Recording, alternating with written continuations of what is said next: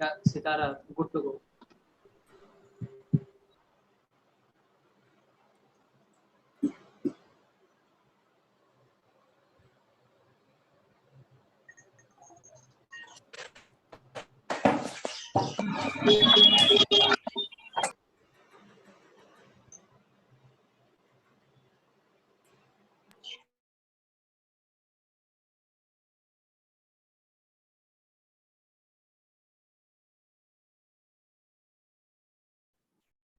मैं ऑडिबल संदीप? मेरी आवाज आ रही है? हाँ जी. Okay, so hello everyone, good afternoon and welcome to you all in this beautiful afternoon. So before starting the session, मैं सबसे रिक्वेस्ट करूंगी कि अपने आप को म्यूट रखें और जब भी आपको बात करनी हो या आपका कोई भी सवाल हो तो आप हैंड रेज कर सकते हैं, अपना हाथ खड़ा कर सकते हैं और हम आपको देख लेंगे। उसके बाद हम आपको क्वेश्चन करने का अवसर देंगे। मेरा नाम सितारा खान है और मैं एज ए वॉलंटियर वर्क कर रही हूँ डिग्री स्वास्थ्य में। एंड आज हम बात करेंगे न्यूट्रिशन के बारे में कि क्यों हमारे लिए इम्पोर्टेंट है, क्यों जरूरी है हमारे लिए। इसके लिए हमारे दो स्पेशल गेस्ट हैं जो आज इसके बारे में जानकारी देंगे। मैं दोनों को वेलकम करना चाहूंगी। The first speaker is Manasvi Ahuja. Welcome you ma'am. Manashvi Ahuja is a master final year student in the Department of Food Science and Nutrition in SNDT Women's University, Mumbai. She did her bachelor in nutrition and dietetics from Agriculture University, Ludhiana. She is currently doing her research on dietary pattern in GEM. She currently works as a dietetic intern at Nusselt Technology LLP, which is known for its mobile application Smart Diet Planner. She is also the founder of her online diet clinic on Instagram and Facebook, Chai Se Chia, where she tries to impart nutrition knowledge to general public. She actively participates in conference and webinar and stay up to the date in her field. She is passionate about public health and nutrition. A very warm welcome to Manasvi Ahuja. Welcome to you, ma'am, again. And जो हमारी दूसरी speaker हैं आज जो हमारी दूसरी speaker हैं, मैं उनका भी वेलकम करना चाहूंगी। She is Megha Tarse Mandke. She is a registered dietitian and certified diabetes educator, SIOP PODC International Society of Pediatric Oncology Nutrition Fellowship 2015 in Tata Memorial Hospital. She is currently heading a team of technical marketing in Hexagon Nutrition Domestic Premix Division. Her past experience of working as a senior nutritionist with pediatric cancer and transplant patient and training nutrition pan India. She is the local executive committee member at Indian Dietetic Association, Mumbai chapter. She is the speaker of various national and international forums which focus on food, hidden hunger, and pediatric oncology. She led the project Handle. She ambassador of Project IDA Mumbai chapter, educating girl on nutrition and fitness, hygiene and sanitization, communicable on non-communicable disease. She is nutrition assessment project with Foundation of Mother and Child Care Mumbai. She also did training manual or nutrition working with pediatric cancer patient. Welcome to you, Megha ma'am. So now I would like to again invite Miss Manvi Ahuja to say a few words. नमस्कार सबको मेरी तरफ से। मैं मानसवी आहूजा आप सबको आज nutrition के बारे में थोड़ा सा बताना चाहूंगी। कैसे हमारे जन्म से पहले से लेकर जब हम अभी गर्भ में पैदा भी नहीं हुए अंतिम क्षण तक कैसे हमारा पोषण हमारे शरीर पर क्या प्रभाव डालता है, किस लिए जरूरी है, वो क्यों हमें क्यों उसका ध्यान रखना चाहिए, ये सब चीजों के बारे में आज हम बात करेंगे। शुक्रिया। Thank you. Now mic over to you, Megha ma'am. Please say a few words. Thank you, Sitara. Namaste सभी को, गुड आफ्टरनून। पहली बात तो मैं डीजी स्वास्थ्य को थैंक यू बोलना चाहती हूँ, धन्यवाद मुझे इधर आमंत्रित करने के लिए। एक्चुअली जो ये फोरम है वो मेरे बहुत क्लोज़ है। मतलब मैं जब भी से हॉस्पिटल में काम करने लगी थी छोटे बच्चों के साथ, तभी से मतलब मुझे एजुकेट करना या न्यूट्रिशन के बारे में उनको समझाना, ये बहुत ज़्यादा पसंद आता है। तो हमेशा मैंने बच्चों के साथ काम किया है, बड़ों के साथ ज़्यादा काम नहीं किया। बट जैसे मैं हॉस्पिटल से मूव ऑन हुई after 4-5 years to Hexagon Nutrition, बहुत कंप्लीट डिफरेंट सिनेरियो था, तो थोड़ा कोप अप करने में मुझे डिफ़िकल्टी आई। बट देन वो एजुकेट करना या काउंसलिंग करना इतना क्लोज़ है, मतलब इतना क्लोजली एसोसिएटेड है मेरे साथ, तो मैंने सोचा कि I will continue it.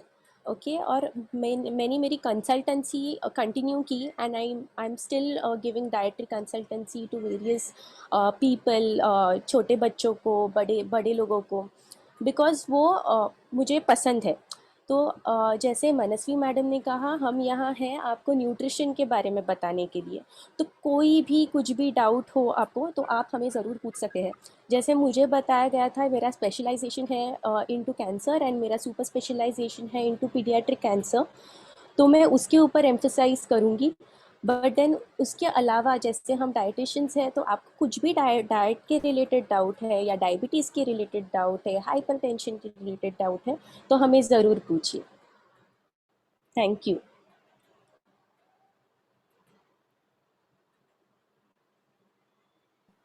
Thank you Megha ma'am and Manasvi ma'am. So अगर ऑडियंस में से किसी का कोई क्वेश्चन है तो वो अपना हाथ हैंड रेज करके क्वेश्चन पूछ सकते हैं, या फिर वो चैट बॉक्स में भी डाल सकते हैं।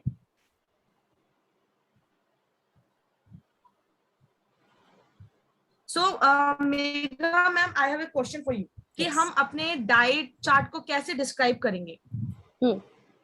ओके, तो that's a very broad question. Diet chart को कैसे डिस्क्राइब करेंगे, ये बहुत ब्रॉड क्वेश्चन है, तो मैं इसको पार्ट्स में आपको बताती हूँ। एक्चुअली डाइट हम लोग कभी लेते हैं, ऐसा नहीं है कि कुछ बीमारी होने के ऊपर ही आपको डाइट लेना चाहिए। अगर बीमारी नहीं चाहिए तो डाइट फॉलो करना चाहिए, ऐसे मैं बोलूँगी, जिसको बोलते हैं प्रिकॉशंस। ओके, अगर आपको डायबिटीज़ नहीं चाहिए, हाइपरटेंशन नहीं चाहिए, जो अभी लाइफस्टाइल डिसऑर्डर है, मतलब बोलते हैं ना आफ्टर सर्टेन एज वो होती है, या फिर जनरेशन, अगर आपके हेरिडिटरी अगर दादा को है या परदादा को है, तो वो आ जाता है हमारे जीन्स में, तो वो नहीं होना चाहिए, इसलिए आपको डाइट फॉलो करना चाहिए।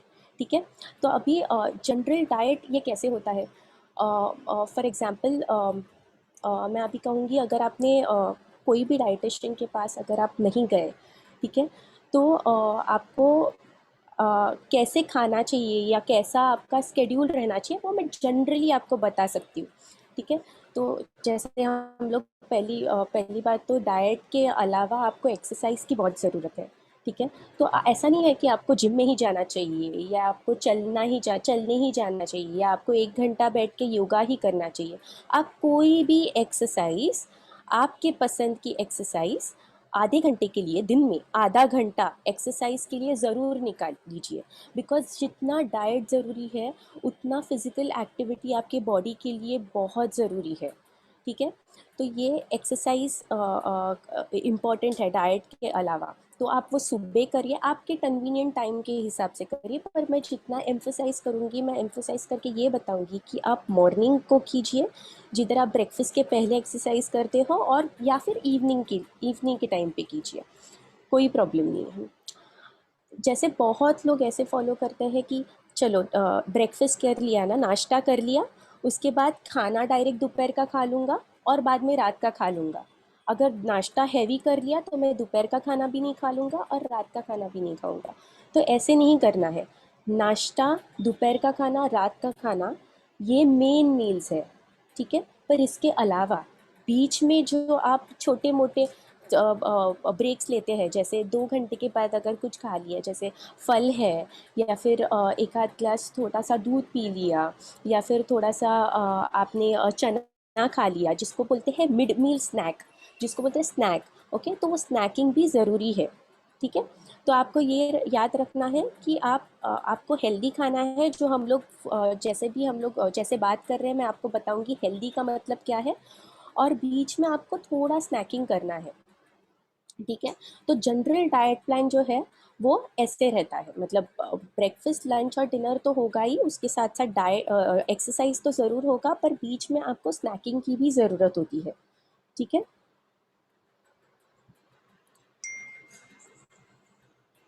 सितारा, मैंने आपको मतलब आंसर कर लिया आपका क्वेश्चन।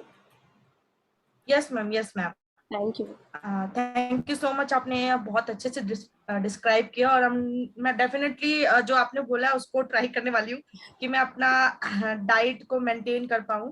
सो ज़रूर। यस, सो मैम, लाइक जैसे आप कैंसर फील्ड में भी वर्क करते हो, सो जो एज अ कैंसर सर्वाइवर मैं आपसे पूछना चाहूंगी कि लाइक कई बार हम जो सर्वाइवर्स होते हैं, कैंसर सर्वाइवर, उनको मना कर दिया जाता है कि आपको जो फ्रूट है वो कच्चे नहीं खाने।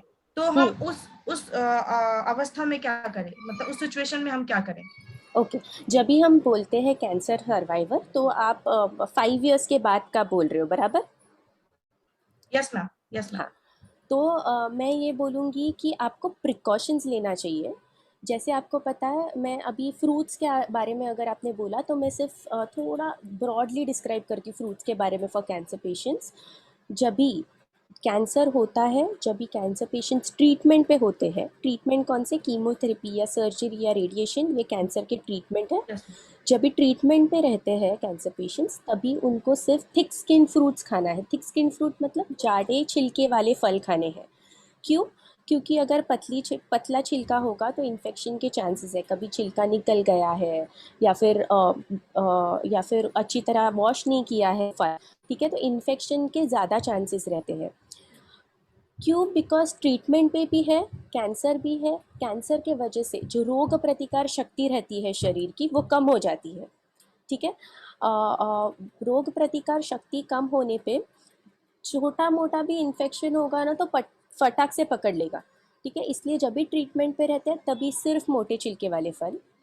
जब भी ट्रीटमेंट में ना रहे, क्योंकि थोड़ा गैप देते हैं, 1 महीने का गैप देते हैं या 2 महीने का गैप देते हैं, तभी ट्रीटमेंट नहीं रहता है कोई भी, तभी, और ANC काउंट जब भी आपकी प्रतिकार शक्ति अच्छी रहेगी, तभी आप मोटे छिलके वाले और पतले छिलके वाले फल धो के खा सकते हो, छिलका निकाल के खा सकते हो, ठीक है। यस जब मैम। भी आप कहते हो कि आप सर्वाइवर हो और आपको फल खाने हैं, आप सभी प्रकार के फल खा सकते हो, मोटे छिलके वाले भी, पतले छिलके वाले भी, छिलके ना होने, मतलब जैसे ग्रेप्स वगैरह है जिसका छिलका नहीं निकलता, वो भी फल आप ज़रूर खा सकते हो। सिर्फ आपको इतना याद रखना है कि आपको अच्छी तरह वॉश करना है उसको। जैसे ये जो ग्रेप्स रहते हैं, ब्लैक ग्रेप्स रहते हैं, या फिर अंगूर, मैं अंगूर की बात कर रही हूँ, काला वाला अंगूर रहता है या हरा वाला, इसको पाउडर कोटेड रहता है वाइट कलर का, कभी कभी पेस्टिसाइड्स केमिकल कोटिंग रहता है उसमें। इसलिए आपको क्या करना है, थोड़ा सा पानी लेना है, उसमें थोड़ा सॉल्ट डाल के उसको वॉश करना है, ठीक है। प्रॉपरली वॉश्ड अगर आप फ्रूट्स खाओ तो आप सभी फ्रूट्स खा सकते हो, कुछ प्रॉब्लम नहीं है फ्रूट्स में, आप सभी फ्रूट्स खा सकते हो अगर वो प्रॉपरली वॉश्ड हो तो। Okay, thank you so much ma'am, क्योंकि जब मेरा ट्रीटमेंट खत्म हुआ और आफ्टर 5 इयर्स भी मैं फ्रूट्स नहीं खाती हूँ, क्योंकि मुझे हाँ, डर है, ये एक मिथ टाइप का मेरे अंदर था। लेकिन हाँ, अब डेफिनेटली जिस तरीके से आपने मुझे डिस्क्राइब किया, मैं जरूर आप बिल्कुल खा फॉलो सकते हो, करूंगी। बिल्कुल थैंक खा यू मैम, सकते thank you. So Shivam Sharma ने अपना हैंड रेज किया है। Shivam Sharma, please ask your question.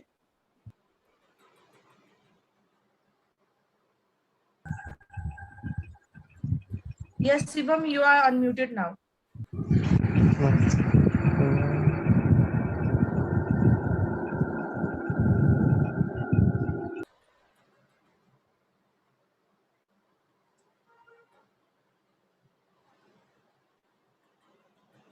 Shivam, आप अपना क्वेश्चन पूछ सकते हैं।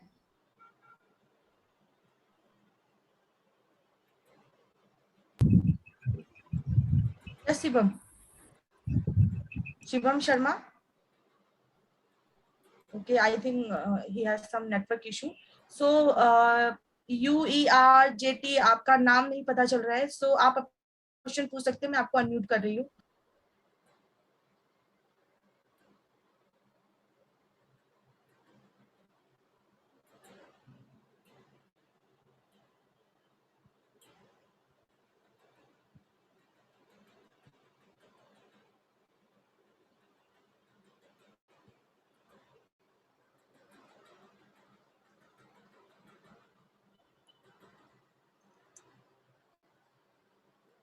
प्रॉब्लम आ रही है। सो हाँ, श्रद्धा दोषी, आप अपना क्वेश्चन पूछ सकते हैं।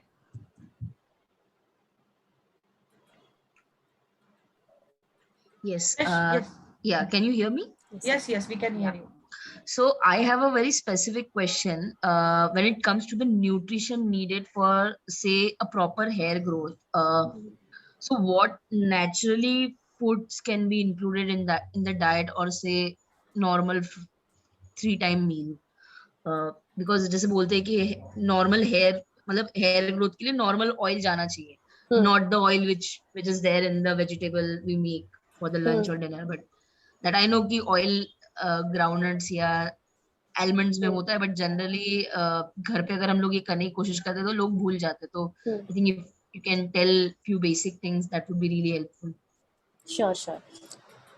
So actually hair के लिए biotin is the nutrient which is very essential. ठीक है, तो ये जो बायोटीन है जो भी वेजिटेबल्स या फ्रूट्स में रहेगा ना, वो बहुत माइन्यूट क्वांटिटी में रहता है. ठीक है, लाइक माइक्रोग्राम्स. और कभी कभी ये जो बायोटीन है उसके अवेलेबल है, but nevertheless eating good amount of fruits, अच्छे फल खाना गुड क्वांटिटी में. जब भी मैं बोलती हूँ गुड क्वांटिटी, तो 1 या 2 सर्विंग कंपलसरी. 2 सर्विंग से ज़्यादा अगर हो तो अच्छा है, बट 2 सर्विंग इज समथिंग जो कंपलसरी है. आपको दिन में फ्रूट्स खाना है तो वो कोई भी फ्रूट्स होने दो. ऐसा नहीं है कि चलो संतरा है, मौसम्बी है या केला है वही फल खाना है. कोई भी फल खा सकते हो. सीजनल फ्रूट्स खाओगे तो वो ज़्यादा अच्छा है. ठीक है, vegetables is something else that you can have. Normal basis पे भी वेजिटेबल्स खाना चाहिए. अगर आप नॉन वेजिटेरियन हो तो नॉन वेजिटेरियन के साथ साथ एक सर्विंग वेजिटेबल की होनी चाहिए. ग्रीन वेजिटेबल अगर प्रेफरेबली होगा तो. उसके अलावा जो नट्स रहते हैं, नट्स में अपना वॉलनट, आलमंड, पीनट्स, सिंगदाना, ठीक है, फिर पिस्ता है. तो ये सारे जो नट्स, रेजिन्स है, तो ये सारे जो नट्स और ऑयल सीड्स है वो बहुत अच्छे हैं बिकॉज इसमें इसेंशियल ऑयल्स रहता है. So again having that is very good. जैसे सीड्स में भी अगर आपने बोला पम्पकिन सीड्स है, सनफ्लावर सीड्स है, तो ये भी आप ले सकते हो. या फिर कोई मीन्स से ये इंक्लूड कर सकते हो. जैसे लड्डू में इसकी पाउडर बना के मिक्स कर लिया इसके या फिर ड्राई फ्रूट्स है तो ये ड्राई फ्रूट की पाउडर लड्डू में मिक्स कर सकते हो, या फिर दूध में भी ड्राई फ्रूट की पाउडर मिला के आप ले सकते हो. तो ये सारी चीज़ें आप इंक्लूड कर सकते हो डाइट में, जिससे आपका बायोटीन का कंटेंट या अदर इसेंशियल, बिकॉज सिर्फ बायोटीन से नहीं, biotin is an essential component for hair growth, but इसके अलावा बाकी के भी माइक्रोन्यूट्रिएंट्स होते हैं जो उसको साथ देते हैं. मतलब साथ में it increases the potential of hair growth. तो वो भी इम्पॉर्टेंट है. तो ये सारी चीज़ें से आपको इसेंशियल ऑयल्स मिलेंगे. If Manasvi wants to put anything then. I would just like to add कि just whatever you said was exactly right. And along with that, लोग कभी कभी भूल जाते हैं, वो किसी एक चीज पे फोकस करने लग जाते हैं. वो ये भूल जाते हैं कि उनका आहार में संतुलन होना, जिसे हम बैलेंस डाइट बोलते हैं. सिर्फ एक न्यूट्रिएंट को छोड़ के बाकी की जो हमारी बैलेंस डाइट होती है वो उस पर फोकस करना छोड़ देते हैं. तो उस पर ध्यान देना बहुत ज्यादा जरूरी होता है. अगर हम अपनी डाइट को बैलेंस रखेंगे तो हमें अलग से कुछ करने की जरूरत ही नहीं पड़ेगी, क्योंकि उसमें हमारे सारे फूड ग्रुप्स, हमारे सारे न्यूट्रिएंट्स सब अपने आप से पूरा हो जाएगा. और अगर आप काफी अच्छे लंबे समय तक अपनी डाइट को बैलेंस रखेंगे तो आप में कोई भी जो हमारे माइक्रो न्यूट्रिएंट होते हैं, जो भी हमारे मिनरल है, विटामिन है, उनकी कमी हमारे शरीर में नहीं होगी, जिसकी वजह से हमारा पूरा शरीर अच्छे से एक तो काम करेगा. दूसरा, हमारे अंदर कोई भी ऐसे डेफिशिएंसीज की वजह से ना ही हमारे हेयर फॉल की दिक्कत आएगी.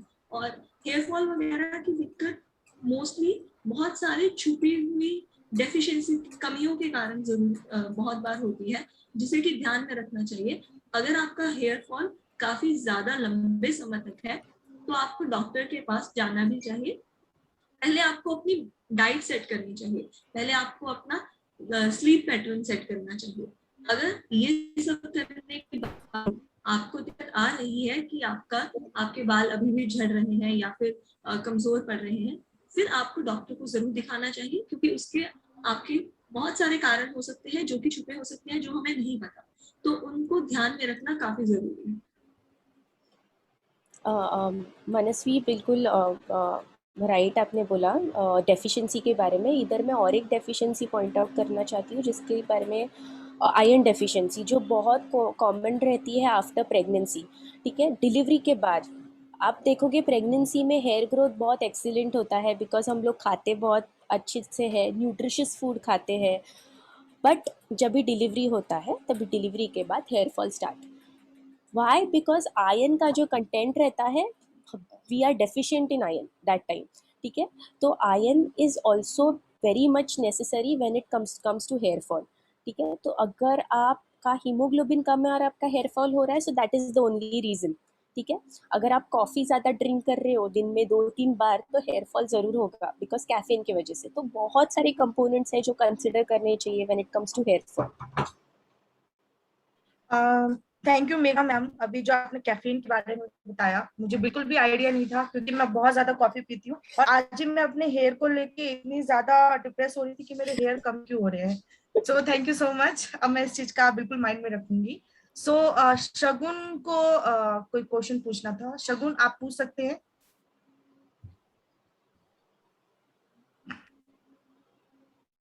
Good yes. evening. My question is that how do we ensure that a patient is getting proper nutrition during cancer therapy?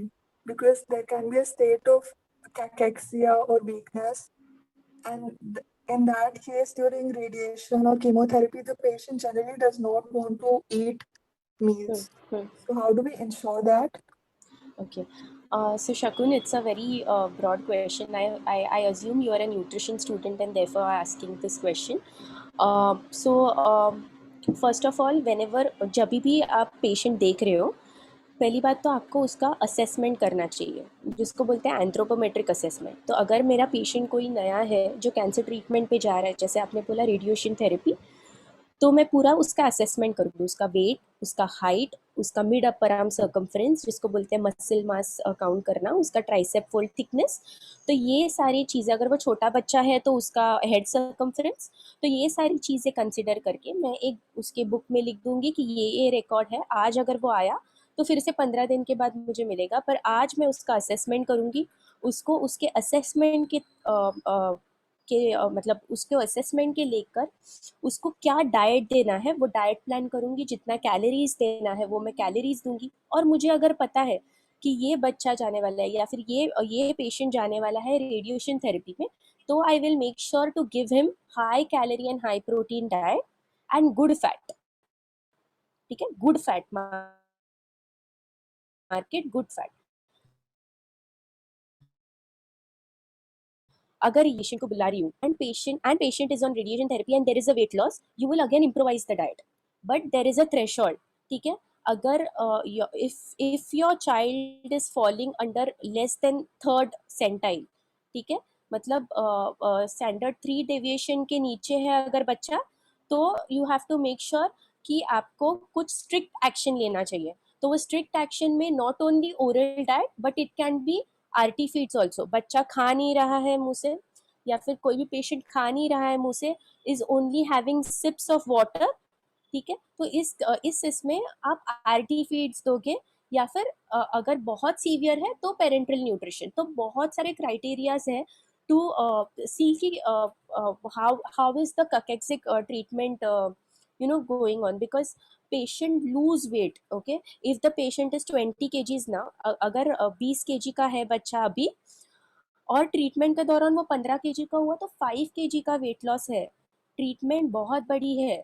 ठीक है, वो बड़ी ट्रीटमेंट को कोप अप करने के लिए आपका nutrition should be, it is very crucial for the treatment. अगर आपका बच्चे का न्यूट्रिशन अच्छा होगा तो ही डॉक्टर ट्रीटमेंट देगा, अदरवाइज ट्रीटमेंट भी विथहोल्ड करेंगे डॉक्टर। तो ट्रीटमेंट क्या देना है, क्या नहीं देना है, कभी आरटी फीड्स देना है और कभी ओरल फीड्स देना है, या आपका जजमेंट रहना चाहिए depending on the weight of the child. Thank you मेघम मैम। सो मैं मानश्री मैम से पूछना चाहूंगी कि समवेयर मैंने सुना था कि good fat and bad fat के बारे में। So can you please describe the things? देखिए, जब हम गुड फैट्स की बात करते हैं तो मोस्टली जो हमारा गुड फैट्स होता है वो हमें अपने नेचुरल सोर्सेज से मिलता है, यानी कि हमें खाने में जो डायरेक्टली चीजें आती हैं, जो उगती हैं, उनसे डायरेक्टली मिलता है। और बैड फैट्स, जैसे गुड फैट्स में हम एग्जांपल देंगे, जैसे कि हमारे नट्स से हो गया, है ना, हमारे नारियल से हो गया, हमारे नट्स में बादाम आ गए, किशमिश आ गई, अखरोट आ गए, और हमारे नारियल हो गया, मूंगफली हो गई, हमारे बीज हो गए, तिल के बीज हो गए, सब्जा के बीज आते हैं आजकल, अलसी के बीज, इन सब में जो पाया जाता है इसे हम गुड फैट बोलते हैं। यही जो हमारा रिफाइंड ऑयल्स में हमारा फैट होता है उसे हम गुड फैट में काउंट नहीं करते। अगर हम किसी चीज को तल रहे हैं, हमारा जो गाय का घी होता है उसे हम गुड फैट में काउंट करेंगे, लेकिन यदि हम उसकी फ्राई करके चीजें बनाएंगे तो वही गुड फैट बैड फैट में कन्वर्ट हो जाएगा। ये जो हमारे वनस्पति तेल होते हैं जिसे हम वेजिटेबल ऑयल्स बोलते हैं, हमारे डालडा घी हो गया, ये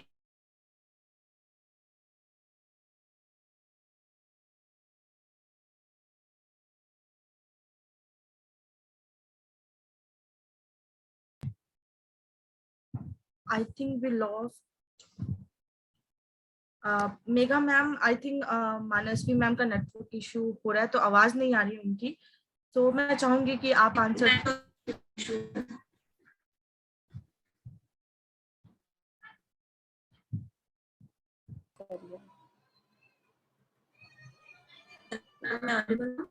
Yes, yes, you're audible. Ma'am Manasvi ma'am, you can turn off your video so that network में ज्यादा इशू ना हो।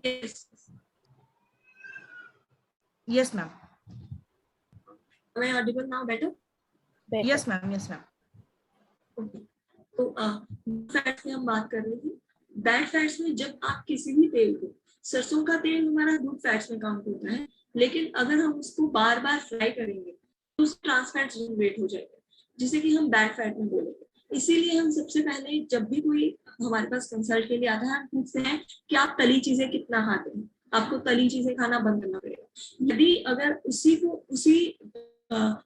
सरसों के तेल को आप हल्का सा फ्राई, मतलब फ्राई नहीं, सॉटे करने में इस्तेमाल करेंगे, जैसे आप सब्जी सॉटे करते हैं, तो उसे हम वो हमारे शरीर के लिए आगे फायदेमंद करेंगे। ऐसे ही नारियल का तेल हो गया, है ना, ये सब चीजें हमारी गुड फैट में आती हैं।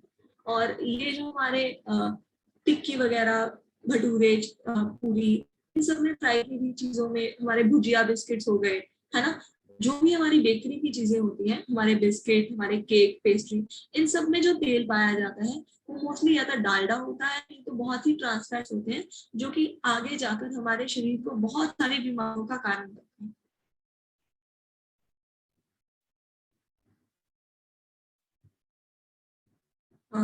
Sarah ma'am, is my answer okay to your question? Yes ma'am, yes, thank you so much, thank you so much. So हमने चैट बॉक्स में एक रिसीव किया है message. Sorry, I am sorry. So हमने एक चैट बॉक्स में message receive किया है कि क्या डाइटिंग इंटरमीडिएट फास्टिंग फायदेमंद होता है? I would like to answer this question. Intermittent fasting बहुत ही नई रिसर्च है, ठीक है, लेकिन अगर हम इसे अपने ट्रेडिशंस में देखें तो ये बहुत ही ज्यादा पुराना एक परंपरा है, जो कि बहुत सारे धर्मों में की जाती है। लोग, जैसे कि हम जैन धर्म में बात करें, वो लोग सूर्य अस्त के बाद खाना नहीं खाते, और उसके बाद भी जब तक सूर्य उदय होता है उसके 40 मिनट तक वो कुछ नहीं खाते। इस तरह से उनका जो खाने का टाइम है वो 14 से 16 घंटे तक, 14 घंटे तो आप लगा ही लीजिए, 14 घंटे तक वो कुछ नहीं खाते, वो फास्टिंग पे रहते हैं। और उनकी अगर हम सेहत की बात करें तो इंटरमिटेंट फास्टिंग में हमारा शरीर क्या होता है, हमारे शरीर में बहुत सारी इंफ्लेमेटरी चीजें, जैसे कि हमारी बहुत सारी डिजीजेस जो होती हैं, हर बीमारी उसका मेजर एक कारण होता है ना फैलने वाली बीमारी का, जिसे हम इन्फ्लेमेशन बोलते हैं, यानी कि शरीर के अंगों में सोजिश। वो खून में भी होती है, हर चीज में होती है, और जब वो फैलती है तो वो आगे बीमारियों का कारण बनती है, ठीक है। और जब हम इंटरमिटेंट फास्टिंग करते हैं या कोई भी और फास्टिंग पीरियड फास्टिंग अप्लाई करते हैं हमारे शरीर में, तो हमारा शरीर बहुत ही एक अद्भुत चीज है जो हर चीज को हील करने की अपने अंदर क्षमता रखता है। जब हम फास्टिंग करते हैं तो वो हमारा शरीर उसको हील करता है, हमारी बॉडी में जहां भी कहीं भी सूजन है उसको कम करता है।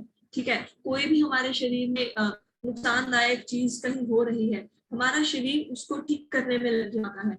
और एक प्रोसेस होती है जिसे हम बोलते हैं ऑटोफेजी, जिसमें कोई भी हानिकारक सेल अगर हमारे शरीर में पैदा हो रहा है तो ऑटोफेजी जब हम फास्टिंग कर रहे हैं तो उसको वो मार देता है और हमारे जो अच्छे वाले कण हैं उनको बढ़ाने में मदद करता है। ऐसे ही ये जरूरी है ध्यान रखना कि अगर आप इंटरमिटेंट फास्टिंग कर रहे हैं तो आपका जो बाकी का जो ईटिंग विंडो है तो उसमें आप क्या खाना खा रहे हैं, ये सिर्फ फास्टिंग करना इम्पोर्टेंट नहीं है, लेकिन आपका जो ईटिंग विंडो है उसमें आप क्या खाना खा रहे हैं उसको ध्यान में रखना बहुत ही ज्यादा जरूरी है। क्योंकि यदि आप ईटिंग विंडो क्योंकि शॉर्ट होती है, अगर उसमें आपका न्यूट्रिशन प्रॉपर नहीं होगा तो वही आप में बहुत सारी डेफिशिएंसीज आ सकती है।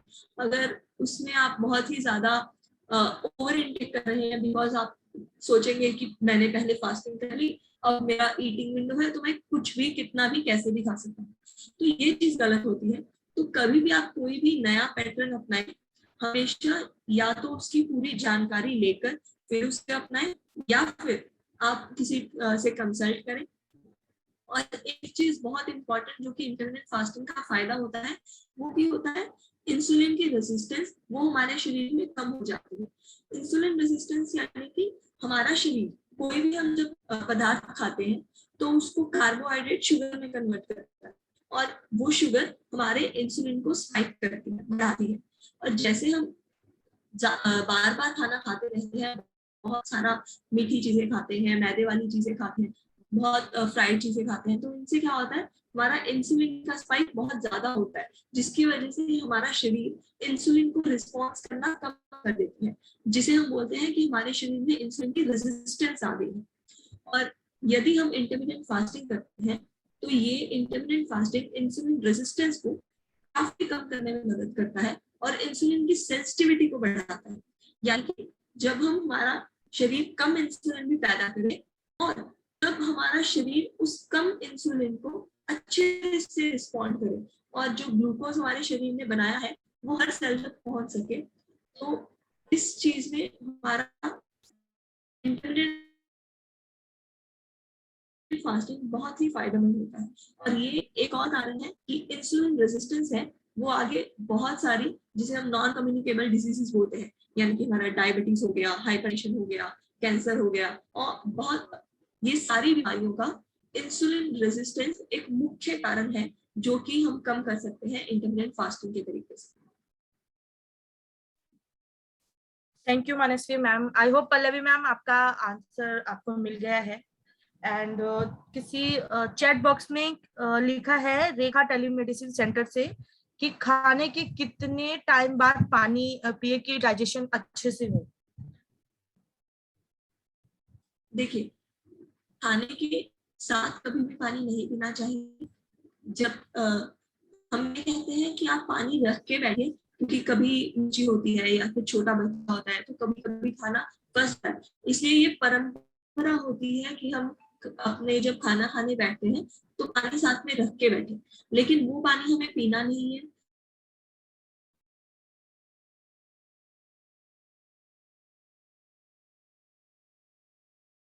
खाने से आधा घंटा पहले अगर आपको पानी पीना है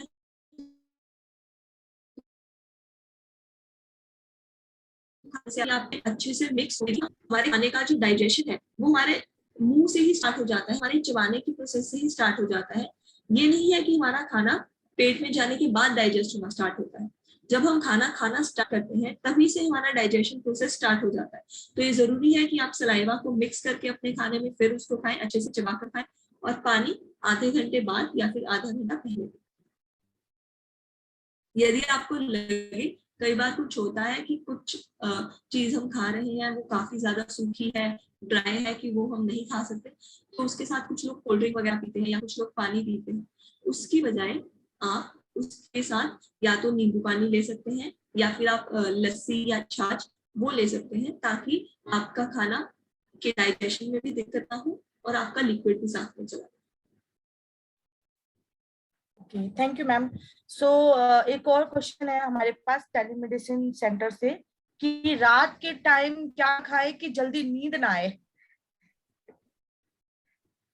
जल्दी नींद आए कि ना आए?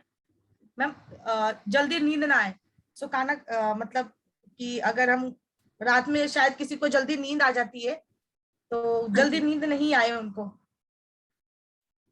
ठीक है, एक्चुअली ये बहुत ही ब्रॉड आ गया, तो इसको मैं बोलना चाहूंगी कि रात को नींद, पहली बात तो रात को नींद टाइम से आना, 10-11 बजे के आसपास सोना आपके शरीर के लिए बहुत ही ज्यादा जरूरी होता है, क्योंकि हमारी नींद हमारे शरीर के लिए, हमारी लाइफस्टाइल में, हमारी डाइटरी हैबिट्स में एक बहुत ही बड़ा पार्ट जो कि अप्लाई करती है। और हमें रात को ऐसी चीजों का सेवन करना चाहिए जिससे कि हमें रात को अच्छी नींद आए। और यदि आपको लग रहा है कि आपको नींद आ रही है तो उसमें कोई बुराई नहीं है, बल्कि आप रात को अच्छे से नींद लीजिए और सुबह जल्दी में उठ के, अगर आपको लगता है कि आपको ज्यादा काम है तो सुबह में जल्दी उठ के उस काम को कीजिए, क्योंकि हमारा जो नींद होता है ये जरूरी, सिर्फ इतना जरूरी नहीं होता कि हम कितने घंटे की नींद ले रहे हैं, ये भी जरूरी होता है कि हम किस टाइम पे नींद ले रहे हैं।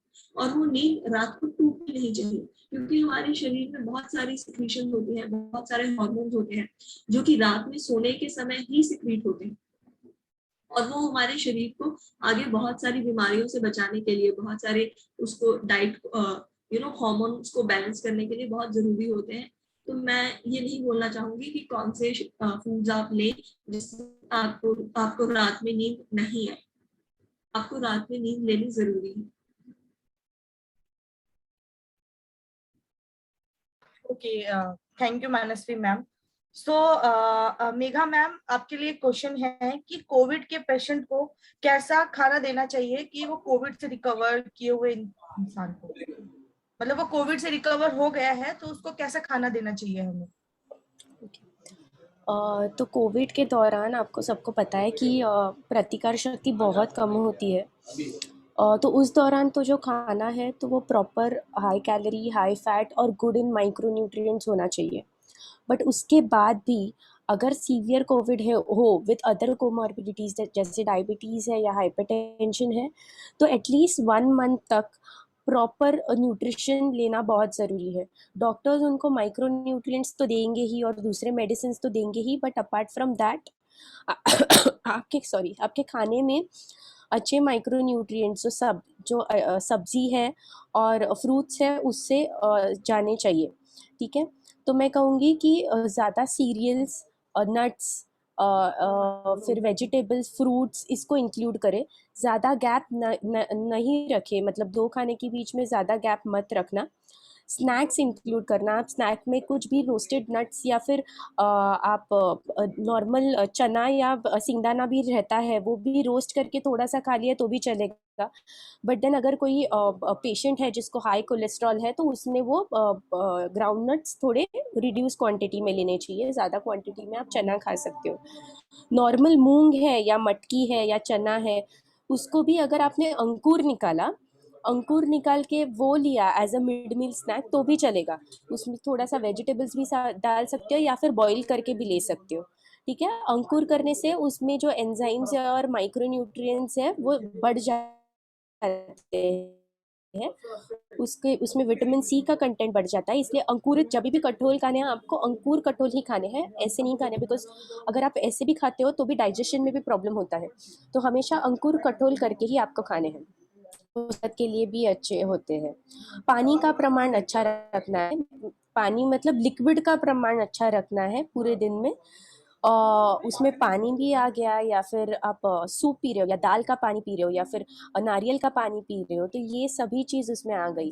ठीक है, बट अगर कोमॉर्बिडिटी है, अगर डायबिटीज़ है, तो नारियल का पानी आपको कम प्रमाण में पीना चाहिए, ज़्यादा प्रमाण में नहीं पीना चाहिए। तो वो हर एक पेशेंट में वेरी करेगा depending on the condition. But आपको इतना याद रखना है कि जैसे कोविड टाइम में आपने खाना प्रॉपरली लिया है, वैसे ही आपको आफ्टर 1 मंथ भी वो कंटिन्यू रखना है। ज़्यादा जंक नहीं खाना है, ज़्यादा एम्प्टी कैलोरीज नहीं खाने। एम्प्टी कैलोरीज मतलब बिस्किट्स है या फिर खारी, बटर, टोस्ट, ये सारी चीज़ें हैं जिसमें न्यूट्रिएंट्स नहीं मिलते हैं। इसको हम लोग बोलते हैं एम्प्टी कैलोरीज, मतलब आपको कुछ भी नहीं मिलता है, सिर्फ मैदा मिलता है उसमें से। तो ये सारी चीज़ें आपको नहीं खानी है उस दौरान अगर घर पे ही कुछ स्नैक्स बना लिया, या जैसे मैंने बोला आपने अंकुर करके कठोल खा लिए है, मखाना है, या फिर कुरमुरा है, कुरमुरा खा लिया, या फिर जवार या बाजरा के पफ्स मिलते हैं और लाया बोलते हैं जिसको मराठी में, तो वो भी खा लिए तो भी चलेगा, ठीक है। पर बाहर का खाना मत खाना थोड़े ही दिनों के लिए तो at least. Okay, thank you mega ma'am. So audience में से एक मंगल राम क्वेश्चन करना चाहते हैं, प्लीज पूछिए।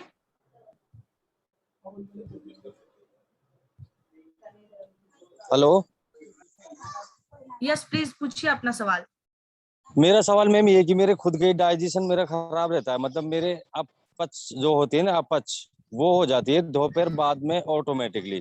पहले मैंने लीवर टॉनिक भी कई तरह के पिए हैं, मतलब लिए हैं, और डॉक्टर से सलाह ले लेके मैंने वो लिया है, लेकिन अभी बंद कर रखा है। दोपहर का खाना जैसे ही खाया तो कुछ कुछ मतलब हलचल होने लग जाती है, कि महसूस होता है कि अभी अपच हो रहा है।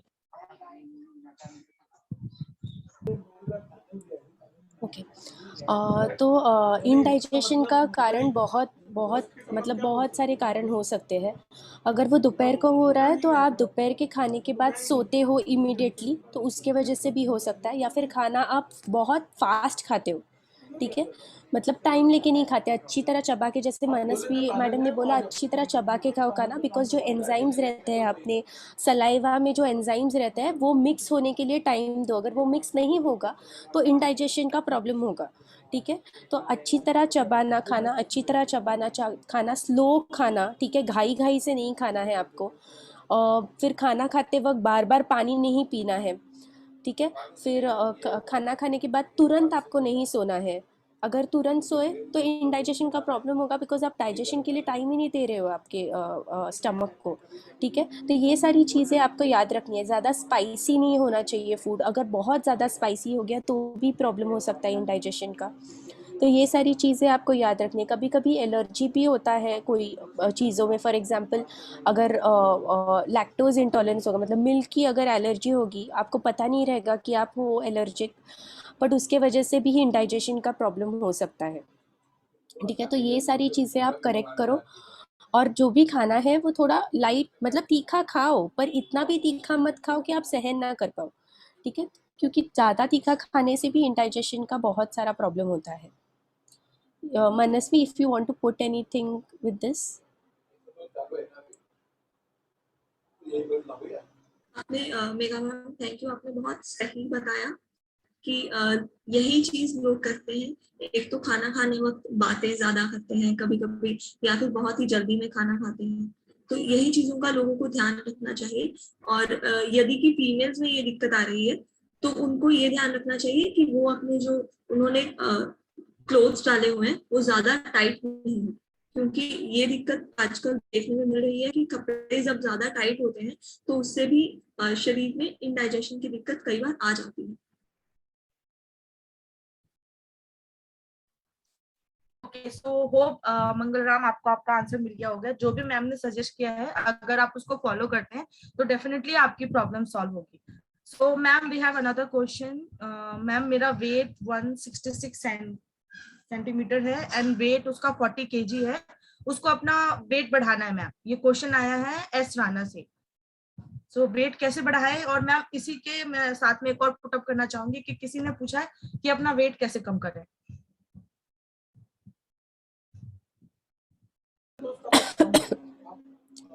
सो वेट पुटअप करना है, मतलब कभी कभी क्या होता है कि बहुत सारे लोगों का वेट जितना भी मतलब ऐसे लगता है कि बहुत सारा अगर आप खाओगे तो उसका वेट बढ़ेगा, पर ऐसे नहीं होता है, बिकॉज उनका जो मेटाबॉलिक रेट रहता है शरीर में, हम लोग के मेटाबॉलिक रेट रहता है, जिसके वजह से अगर वो ज़्यादा हाई हो तो वेट आपका उतना नहीं बढ़ेगा जितना बढ़ना चाहिए, ठीक है।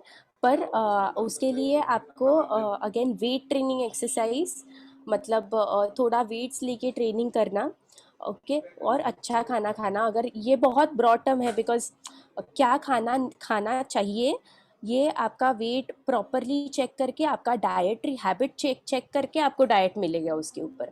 पर इतना मैं ज़रूर कहूँगी कि अगर आपको वेट बढ़ाना है तो आपको वेट ट्रेनिंग स्टार्ट करनी, मतलब थोड़ा सा अगर घर पे ही थोड़ा वेट ट्रेनिंग एक्सरसाइज करोगे विद बॉटल्स एंड ऑल तो वो अच्छा रहेगा। अगेन आपका BMR भी also depends on your BMR, तो वो एक दूसरी चीज़ है।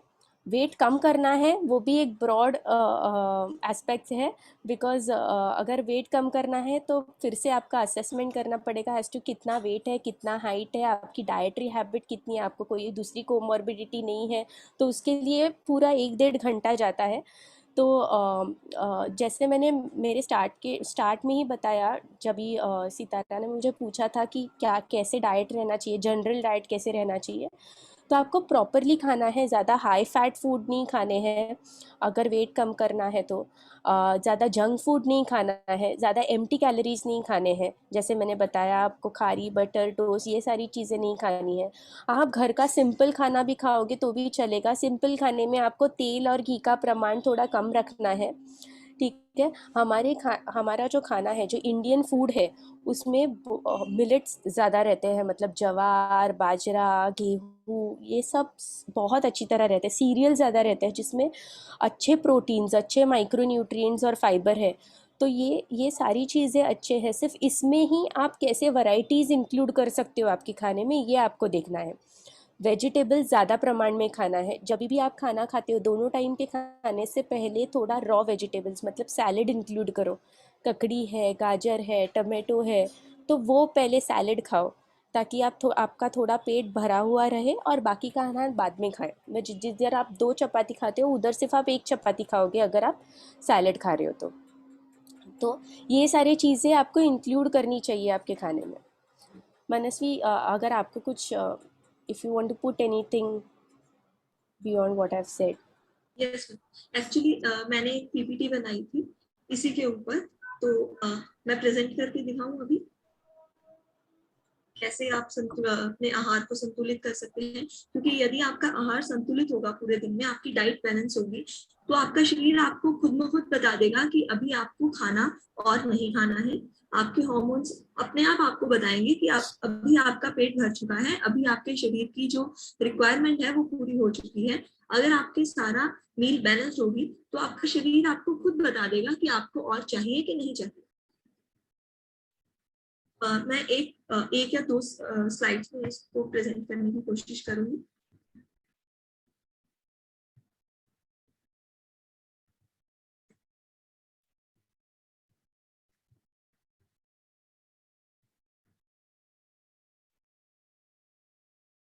सबसे पहले हमारा संतुलित आहार। संतुलित आहार में क्या आता है कि हमारे जो सारे फूड ग्रुप्स हैं, यानी कि हमारा अनाज हो गया, हमारे सब्जियां हो गई, हमारे फ्रूट्स हो गए, हमारे दूध, और दूध यदि कोई नॉन वेजिटेरियन है तो उसमें चिकन अंडा वगैरह हो गया, है ना। तो ये सारी चीजें, नट्स वगैरह, नट्स सीड, ये सब चीजें हमारे संतुलित आहार का हिस्सा होनी चाहिए ताकि वो सही मात्रा में हमारे शरीर में पहुंच सके और हमारे शरीर को अच्छे से पोषित कर सके।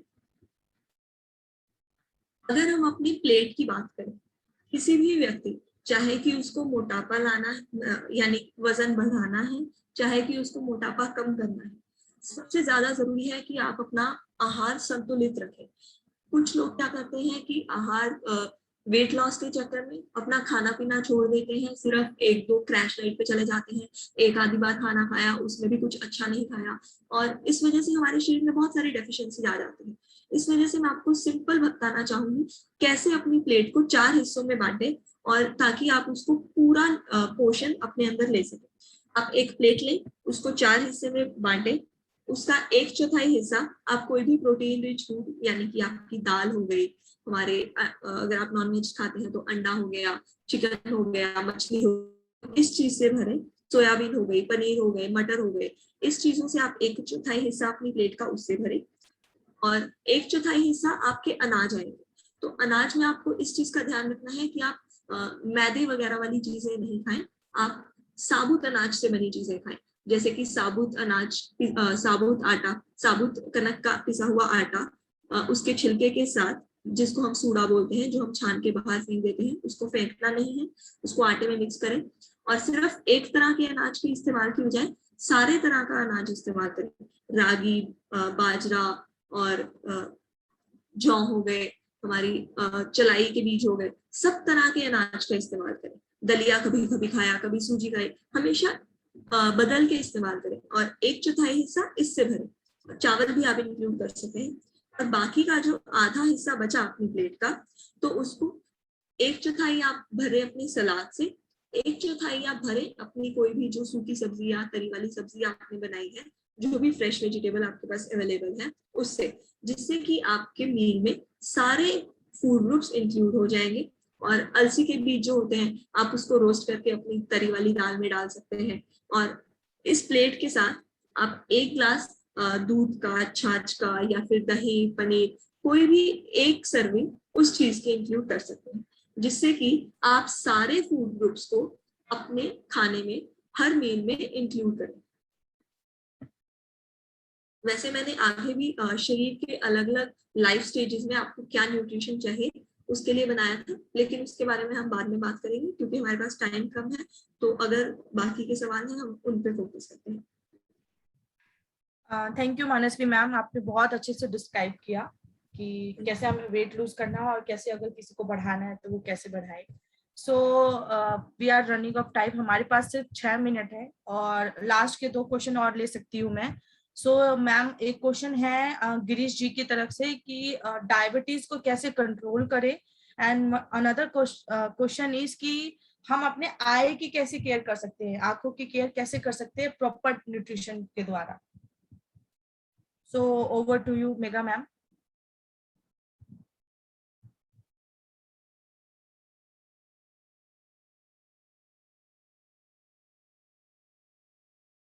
Hello. Yes ma'am, yes ma'am. अच्छा, ठीक है। तो डायबिटीज़ के बारे में मैं थोड़ा बताती हूँ आपको। जैसे आपको पता है कि डायबिटीज़ मतलब शुगर रिलेटेड। आपको आवाज़ आ रहा है मेरा? Hello. Yes ma'am, we can hear you. Yes ma'am. सो जैसे आपको पता है diabetes is sugar related issues. तो उस दौरान आपको लगता होगा कि शुगर खाने से ही मेरी शुगर बढ़ेगी, तो ऐसे कोई चीज़ें नहीं है। ठीक है, हमारे खाने में 2 चीज़ें रहती है, एक सिंपल कार्बोहाइड्रेट रहता है और एक कॉम्प्लेक्स कार्बोहाइड्रेट रहता है। ठीक है, ये थोड़ा मतलब ज़्यादा टेक्निकल है, बट ये समझना बहुत ज़रूरी है, बिकॉज अगर आप समझोगे तो जो भी आप खाओगे उसमें आपको पता चलेगा कि आप क्या खा रहे हो। ठीक है, जैसे बहुत सारे डॉक्टर बोलते हैं कि राइस नहीं खाना चाहिए। ठीक है, राइस से शुगर बढ़ेगा, पर वो क्यों बोलते हैं ऐसा? Because rice is simple carbohydrate. ठीक है, इसमें राइस में कार्बोहाइड्रेट, सिंपल कार्बोहाइड्रेट के अलावा ज़्यादा कोई न्यूट्रिएंट नहीं है। ठीक है, प्रोटीन नहीं है, फाइबर नहीं है। अभी जब भी आप गेहूँ देखते हो या फिर रोटी देखते हो, जवार की रोटी है या बाजरे की रोटी है या नॉर्मल गेहूँ की भी रोटी है, उसमें आपको जो कार्बोहाइड्रेट मिलेगा वो कॉम्प्लेक्स कार्बोहाइड्रेट है। ठीक है, टुगेदर विथ अदर न्यूट्रिएंट्स, जिसमें प्रोटीन भी है और माइक्रो न्यूट्रिएंट्स भी है। ठीक है, पर ऐसा नहीं है कि अगर आप खाना खा रहे हो तो राइस नहीं खाना है बिल्कुल। अगर बहुत हाई शुगर है, मतलब 200 या 250 के भी ऊपर है आपकी शुगर, तो आप अवॉइड कर सकते हो। पर अगर आपका खाना, मतलब डायबिटीज़ का मैं लंच बताती हूँ, लंच और डिनर कैसे रहना चाहिए। सबसे पहले जो खाना है उनको, वो है बोल ऑफ सैलड। ठीक है, सैलड में कोई भी 2 से 3 सब्जी रहनी चाहिए। तो नॉर्मल सब्जी हम लोग सैलड में जो खाते हैं वो ककड़ी है, गाजर है, टमाटो है, तो ये आपने खा लिया। ठीक है, उसके बाद में जो सब्जी है उसका क्वांटिटी अच्छा रहना चाहिए। दाल जो है वो थोड़ी गाढ़ी रहनी चाहिए। ठीक है, बिकॉज दाल में प्रोटीन का क्वांटिटी अच्छा रहता है, माइक्रोन्यूट्रिएंट्स का क्वांटिटी अच्छा रहता है। सब्जी दाल हो गया। उसके बाद रोटी, अगर आप रोटी 2 खा रहे हो, ठीक है, तो राइस अगर, और सबके रोटी की साइज अलग रहती है। अगर मैं फुल्का खा रही हूँ तो मेरे बाजू वाले मतलब मेरी जो नेबर रहेंगी वो बड़ा रोटी खाते रहेंगे, ठीक है। तो हर एक की साइज अलग रहती है, पर मैं सजेस्ट करूंगी 40 ग्राम का जो 30 ग्राम का जो बॉल रहता है रोटी का जिसको आप बेलते हो, इतनी सी रोटी, मतलब अभी साइज मतलब फुल्के से थोड़ी सी बड़ी बड़ी रोटी, इतनी आप खा सकते हो। अगर वो 2 रोटी आप खा रहे हो तो राइस का क्वांटिटी 1/4 कप होना चाहिए, ठीक है। अगर आप राइस नहीं भी खाए 2 रोटी के साथ तो भी चलेगा, पर जिधर आपको पता है कि आप राइस के बगैर नहीं खाना खा सकते तो 1/4 कप इज द क्वांटिटी जो आप खा सकते हो, ठीक है। अगर आपको राइस ज्यादा खाना है तो 1 कटोरी, अगर आपको राइस खाना है तो 1 कटोरी राइस और आधी रोटी या फुल्के जितनी 1 रोटी खा सकते हो। इसको बोलते हैं पोर्शन कंट्रोल, ठीक है। मैं क्या कर रही हूँ, मैं कार्बोहाइड्रेट का पोर्शन आपका कंट्रोल करके दे रही हूँ आपके लंच में, ठीक है। सिमिलरली ये लंच और डिनर हो गया। सिमिलरली आपका ब्रेकफास्ट, जिधर भी आप खाना खा रहे हो उधर आपको मेक श्योर करना है कि प्रोटीन इंक्लूडेड होना चाहिए। अगर आप नाश्ता कर रहे हो, अगर मुझे पता है कि चलो मैं पोहा बनाऊंगी आज, पर पोहा तो चावल का रहता है, मतलब सिंपल कार्बोहाइड्रेट हो गया, इसमें प्रोटीन तो नहीं जाएगा। अगर आप नॉन वेजिटेरियन हो तो उसके साथ आप एग ले सकते हो। अगर आप नॉन वेजिटेरियन नहीं हो और आप वेजिटेरियन हो तो उसके साथ आप अंकुरित कठोल या फिर सिंगदाना ये पोहे में ऐड कर सकते हो, जिससे आपका प्रोटीन मिलेगा उसमें, ठीक है। अंकुरित कठोल या फिर सिंगदाना ऐड कर सकते हो पोहे में और पोहा खा सकते हो, ठीक है, कोई प्रॉब्लम नहीं। उसमें भी अगर आप, जिधर आपकी आदत है कि चलो 2 कटोरी पोहा खाऊंगा मैं आज और उसके साथ चाय भी पीऊंगा, तो वो नहीं चलेगा, वो पोर्शन कंट्रोल नहीं होता। उसमें 1 कटोरी ही आपको खाना है या आधी कटोरी खाना है। उसके 2 घंटे के बाद या 1.5 घंटे के बाद आप थोड़ा सा फल या आधा फल खा सकते हो, ठीक है। तो एक टाइम पे आपको ज्यादा नहीं खाना है। एक टाइम पे अगर आप ज्यादा खाएं तो आपका शुगर शूट अप होने वाला है। ये हो गया कार्बोहाइड्रेट का। प्रोटीन आपको पता है किसमें से मिलता है, दूध के पदार्थ, अगर आप वेजिटेरियन हो, अगर और कठोल है, दाल है, इससे आपको प्रोटीन मिलेगा। सोयाबीन है, इससे प्रोटीन मिलेगा। पनीर है, जैसे मैंने बोला कि दूध और दूध के पदार्थ। अगर आप नॉन वेजिटेरियन हो तो नॉन वेज सभी चीज़ों में, जैसे अंडा है, चिकन है, मटन है, सभी चीज़ों में, फिश है, सभी चीज़ों में आपको प्रोटीन मिलेगा। ये हो गया प्रोटीन और कार्बोहाइड्रेट। तीसरी चीज़ है फाइबर। फाइबर बहुत ज़रूरी है, बिकॉज अगर आपने फाइबर खाया तो आपको सेशिएटेड मतलब पेट भरा हुआ लगेगा, ठीक है। इसलिए मैंने आपको सैलेड पहले खाने बोला है, बिकॉज अगर आप सैलेड खाओगे थोड़ा आपका पेट भरा हुआ लगेगा, इसलिए जिधर आप 2 रोटी खा रहे हो इधर सिर्फ 1 रोटी खाओगे, ठीक है। तो ये आप करके देखिए। आज अगर रात को आप खाना खा रहे हो तो पहले सैलेड खाओ 1 कटोरी, 2 सब्जी मिला के, और बाद में आप खाना खाओ। ये आप करके देखिए, बिकॉज इससे आपको फर्क पड़ेगा, ठीक है। तो ये इन जनरल डायबिटीज का मैंने बताया। I think we are short of time, तो आई विल स्टॉप, मैं ज्यादा बोलूंगी नहीं इसके ऊपर। Okay, so thank you Megha ma'am, आपने काफी अच्छे तरीके से बताया कि हम कैसे बैलेंस कर सकते हैं अपने डाइट को। And thank you Mansi ma'am. So I think हम लोग अब एंड ऑफ द सेशन पे आ चुके हैं।